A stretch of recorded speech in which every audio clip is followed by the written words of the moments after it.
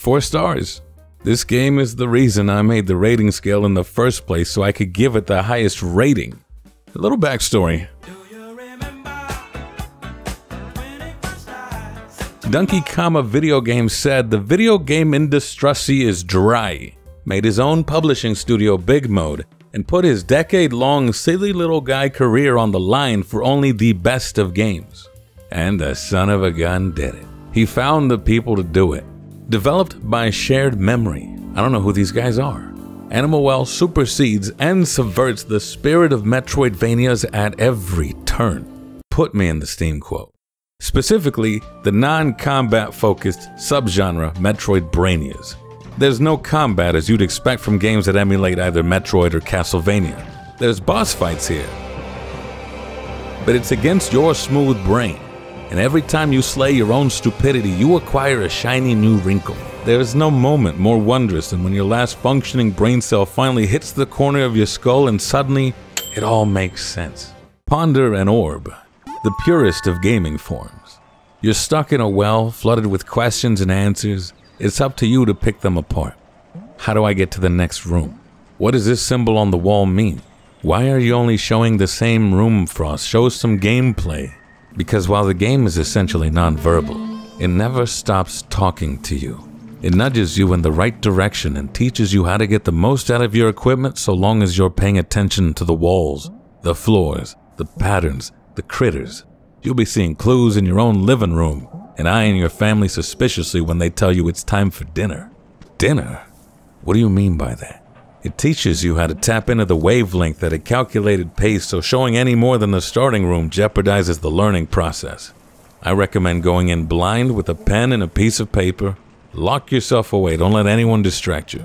You will become Pepe Sylvia. The last 30 pictures in my phone are Animal Will. I fear I've shown too much already with the frisbee, but it is but a flash of flesh. I want you to imagine what the hell can you do in a platformer with a frisbee? Yes, let that imagination run wild. I've gotten over hundreds of gaps in countless Metroidvanias, and this game still has the creativity to come up with new and interesting ways to traverse a map. This is the one time you can use that dreadfully overused phrase, unique and innovative. Each item made me go, why have I not seen this in other Metroidvanias before? I was starting to think the formula was solved at this point. I'm in awe of the self-control. I kept wondering how long could they go on resisting the urge to give me a double jump or a dash. This game's too good for them apparently. Not a single item gave me a double jump or a dash, and I went at it for nearly 40 hours. Don't worry, it takes maybe 8 to 10 hours to roll credits at a modest pace with a little sightseeing, but if you know this genre, then you know they tend to have extra endings and secrets that can easily double your playtime. My game time quadrupled because I became obsessed with the tricks you learn and unlocks you gain that give you more tricks to learn and more unlocks to gain and so on and so forth, and I still haven't gotten them all. The Steam page says the main game is just the beginning. Players will be discovering hidden puzzles for years, and I believe them. But don't just hork it down, savor the main game.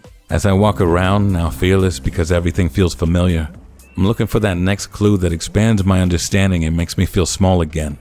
As small as I felt when I first arrived to the Animal Well.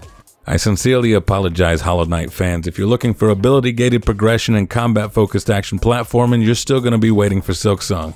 This is for people who want to wander and explore a dense, winding map, finding new items that teach you to see the world differently, and of course platforming inside of what feels to be a multi-layered puzzle box. It's a most precocious treasure hunt inside of a fluorescent pixel zoo with an atmosphere that ranges from a little spooky at times to serene. For the bonus budget breakdown, $24.99 is the ask. I personally believe those 8 hours it takes to complete the main game are exceptional. I understand that may be a bit too much for players that don't end up being invested after the credits roll. And when strictly talking about money, it has the same replayability issue all puzzle and exploration games have. After you figured them out the first time, it's not the same the second time. I always say there's no rush to buy any game unless you want to be tapped into the community at launch or you just really know it's your vibe. Get every game on sale as far as I'm concerned. But I do imagine this game's going to draw in the secret seekers heavy. There will be a crowd trying to dissect this game inside and out for weeks, months, maybe years as advertised.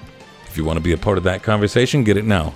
If you're not pressed, then wait for a sale. If anything I said makes you go, this is 1000% my thing and totally going to change my life, then go for it.